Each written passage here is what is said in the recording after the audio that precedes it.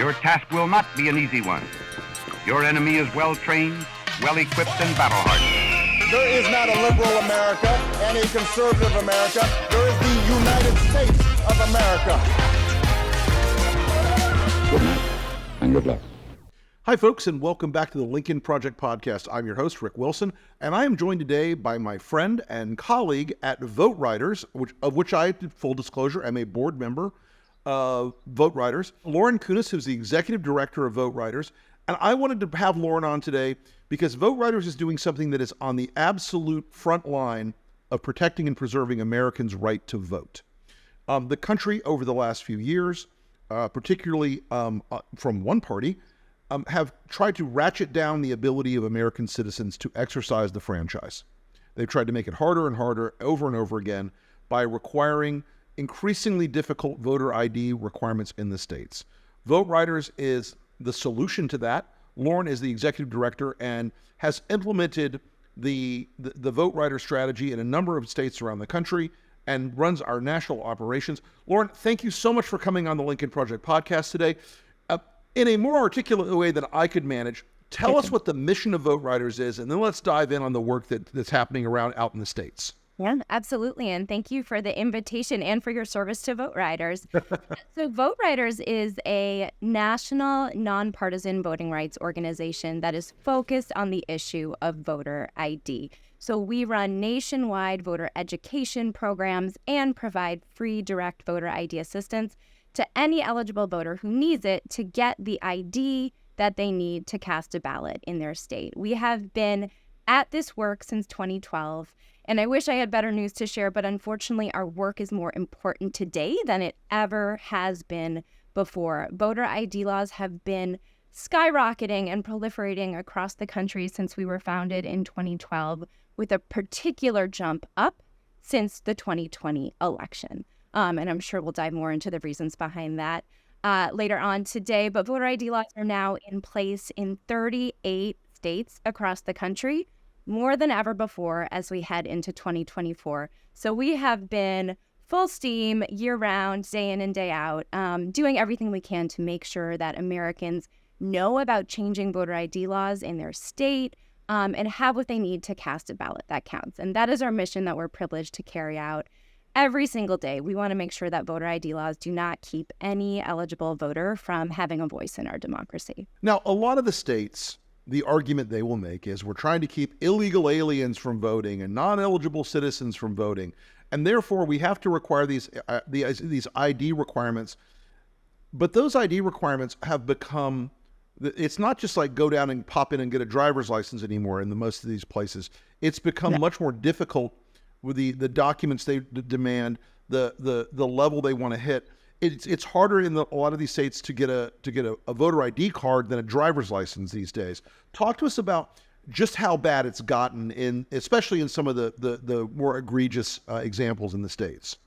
Absolutely. So millions of Americans lack an ID, and it is not easy to get one. Right. I can say that from our personal firsthand experience. We have a team of 30 fanned out across the country, working in strict voter ID states, as well as thousands of volunteers.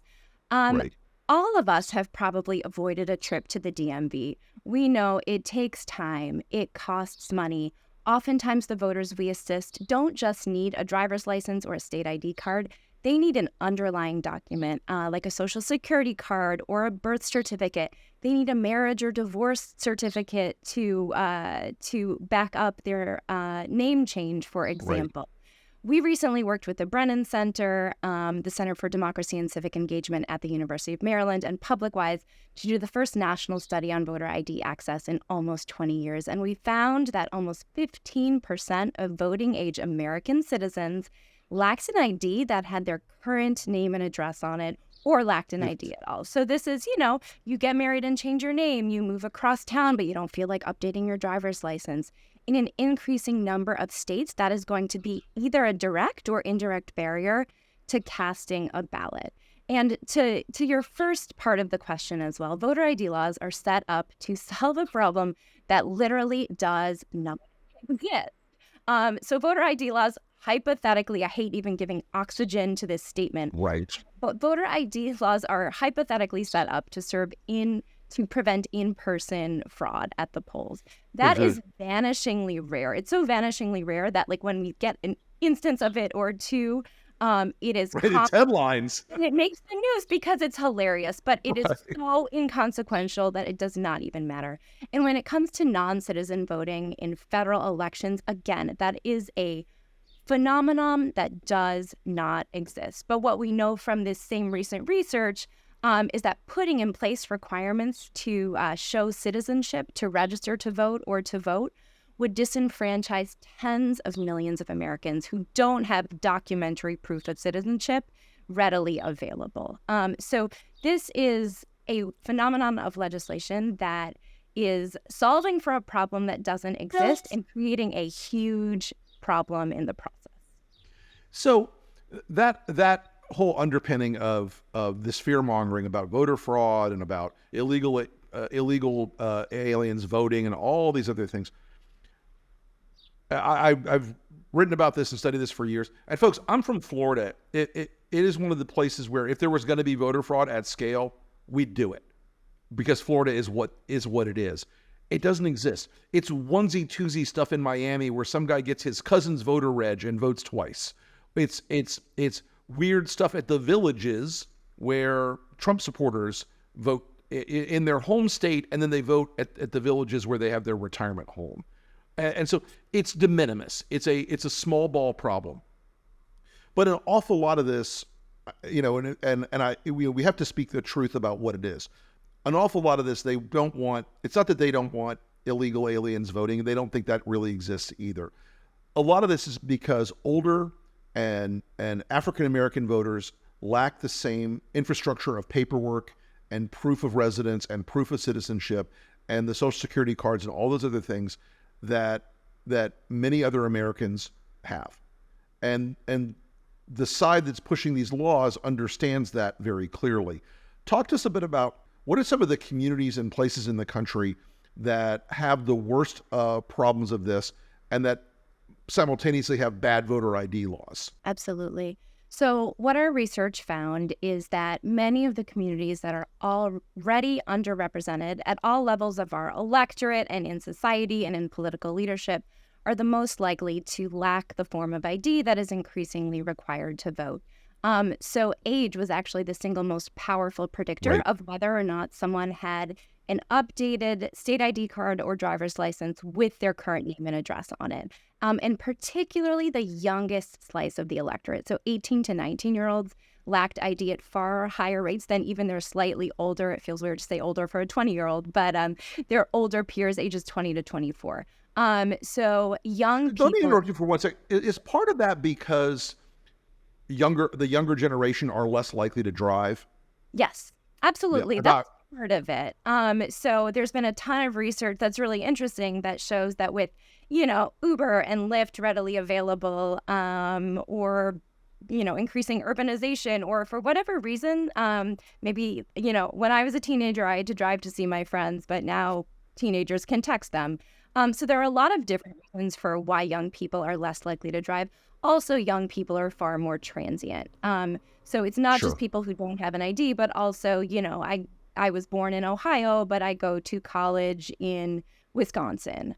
So a lot of young people, because they move more frequently for educational or are just generally in a more transient stage in life, don't have documentation that speaks to their current address. So young people are very hard hit and harmed by voter ID laws. Black voters, Hispanic voters, even elderly voters. Our research found that age 80 plus lacked ID at really high rates because they, again, for health reasons, are less likely to drive or haven't gone through the hassle of going to the DMV. Right. We also, unsurprisingly, find that low-income individuals, people who self-identify as having a disability, women who change their name when they marry, trans and non-binary folks, the list goes on and on. But the sort of key takeaway is that underrepresented groups who are marginalized and already are not asserting their full power at the ballot box are most harmed by voter ID laws. VoteRiders is a nonpartisan organization. I'm not here to assign motive. I will I got say, you. I know someone. I'll do that for you. Don't worry.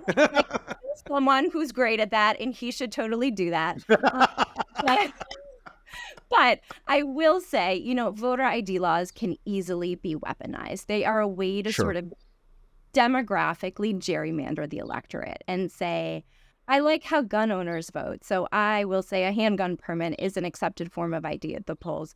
But students might not swing my way. So let's strike student ID from the list of accepted forms of identification. Right. So they're a really powerful tool in the toolbox for politicians who want to make it harder to vote writ large, but harder for specific communities to cast a ballot. Are there any states that have managed to undo some of these things, or are there states that have a pathway for ID for these more vulnerable and less empowered groups of people that are a good role model, that are a good exemplar for how we should be doing this? And look, and again, as when I started talking to you guys about joining the board, I wanted to make sure that we were, an organization that was going that I believe the integrity of elections is a vital thing, but it's got to be the real stuff, not the fake stuff that a lot of these laws are based on.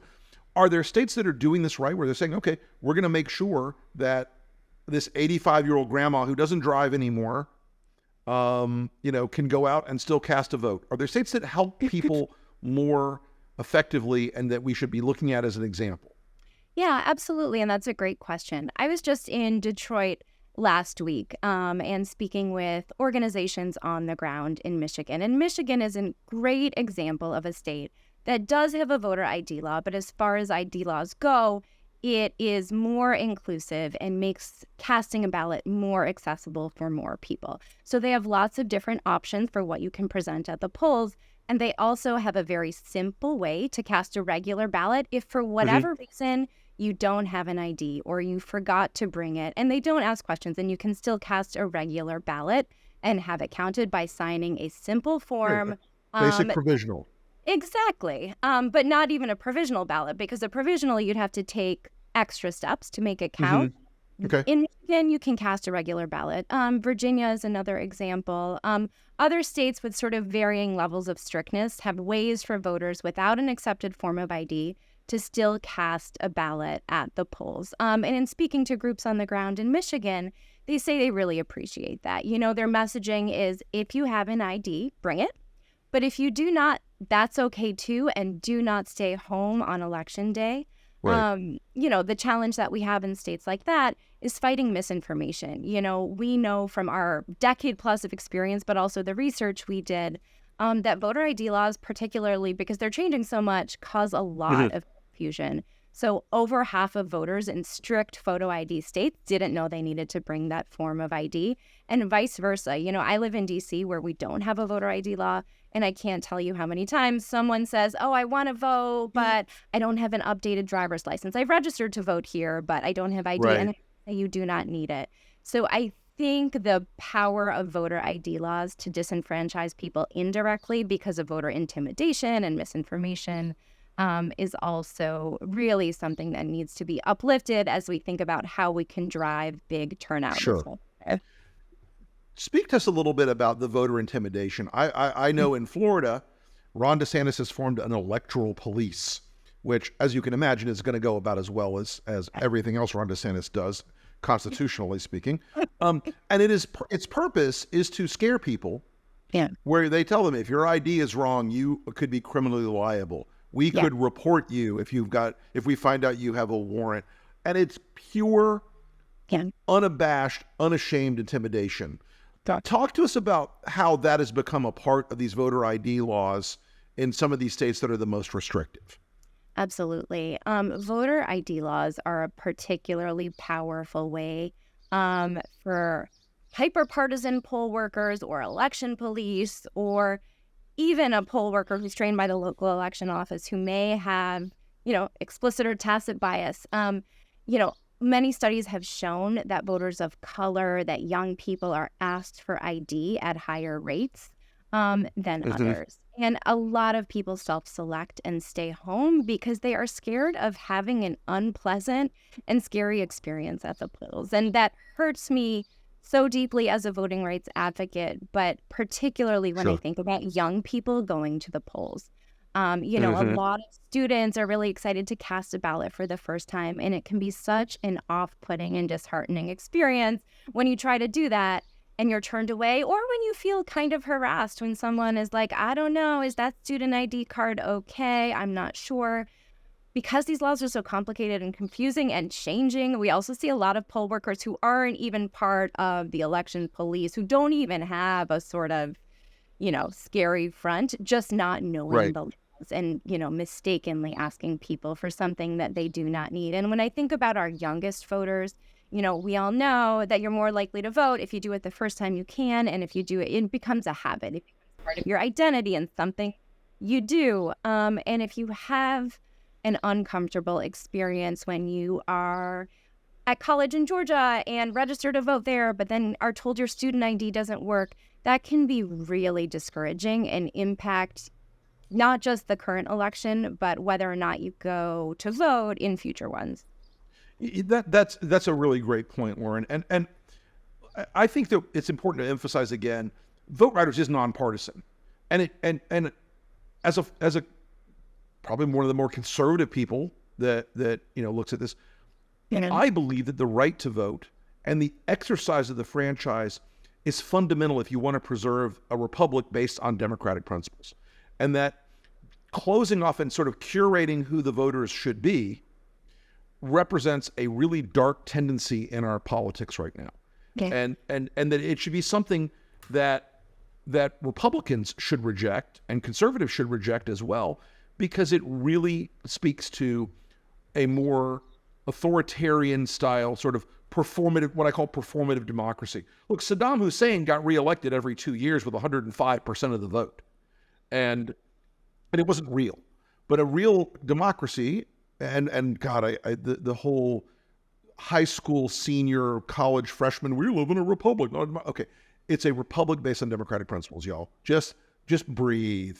But the whole idea that people want to curate and self-select who the voter pool should be, I think is anathema to a high-functioning society where we have many voices around the table, because the founders, conservatives, listen in, the founders wanted a dynamic push and pull between different competing sets of ideas. They didn't want to say, we're handing this all to one party, that's it, it's done.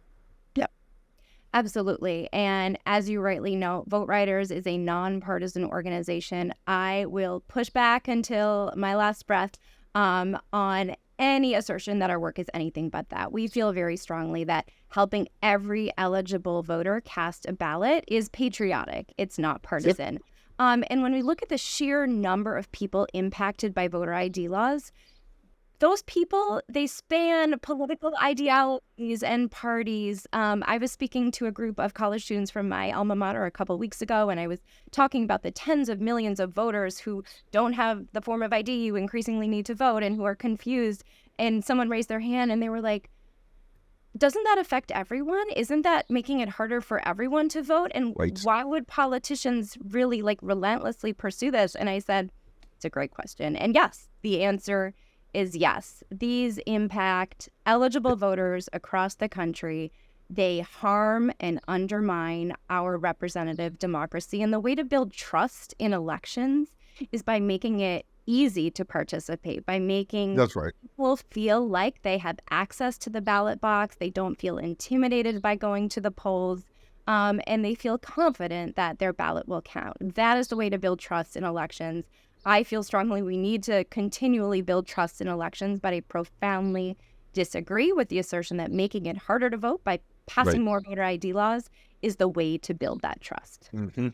So I have two more questions for you before we wrap up today. I think one of the questions is, when you help someone at VoteRiders, walk us through what the process is in any given state, and someone reaches out on the website or on socials, or that we identify them as somebody who is unable to get registered.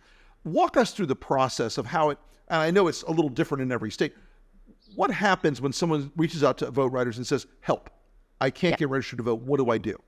Yes. Great question.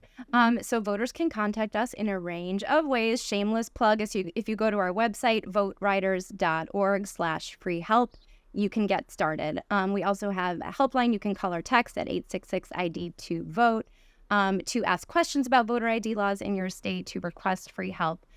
So you're totally right that no state has the same voter ID law, and no eligible voter has a similar path to getting an ID. So the first thing we do is take stock of where that person is at. Do they have a birth certificate and they just need us to make an appointment at the DMV and get them a ride there? Can they not track down a divorce certificate from years ago, and do they need our help intervening there? So we really work individually with every eligible voter who contacts us to understand what steps we need to take to help them get an ID to cast a ballot in their state.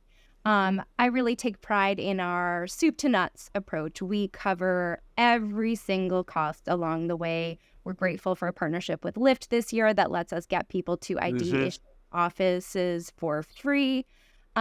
We oftentimes work with the DMV to set up sort of a 3-block hour every week, for example, where voters that we're supporting don't have to make an appointment. They can just come in. And same thing that I really love about our work that I think situates us in a very unique space in the voting rights world is that the work we do to help people get ID opens up their right to vote in the 38 states with voter ID laws, but it also has a life-changing impact. That was my next question. Say more. That was my next question. Cut right to it. But yeah, absolutely. And I'll be honest, this is something that, as someone who grew up in a world where, we still needed to drive when I was 16, and I got my driver's license right after I turned 16, and having an ID has been part of my experience, and I sort of took for granted the economic and transportation and time barriers that I was able to overcome to get one. But something that really, opened my eyes up when I started working at VoteRiders 3 years ago is the extent to which it's crazy. In the year 2024, you need sort of this plastic card to access stable housing for your family and to access medication, to get a job in the formal sector. So one of the things I really love about our work at VoteRiders is we use our ID services as almost a Trojan horse to get us in the door, to do site-based work at food banks and shelters and, organizations that are less likely to say, yes, come register voters. But when we say we want to help your community get an ID, that is front of mind. So we help people come out of crisis situations in life oftentimes and open up new opportunities to vote and live and work and thrive in a way with dignity. And I think that's something that is so special about our work. I wish there was not such an urgent need to scale our work in so many more states. But I also like to see it as an opportunity to help marginalized individuals, not just have a say at the ballot box, but also live more full and equitable and just lives. And empowered lives. Yeah. Exactly. Lauren Kunis, thank you so much for joining us on the Lincoln Project podcast today. Tell us one more time where folks can reach VoteRiders. You can reach VoteRiders online at voteriders.org. We welcome volunteers and donations at all levels. And of course, if you know anyone who needs help to get ID to vote, we are happy to support them along the way. Folks, that's VoteRiders, RIDERS. And you cannot look for an organization that's doing more good work, I think, out in the world on something that was that a lot of people in one political party thought was a superpower to pick and choose who gets to vote. And the VoteRiders has built a sort of a tech stack and a management stack that has responded to that problem in a way that is small d democratic and profoundly American. Lauren Kunis, thank you so much for coming on the Lincoln Project podcast today. We look forward to seeing you again soon. Thanks so much. Thank you so much.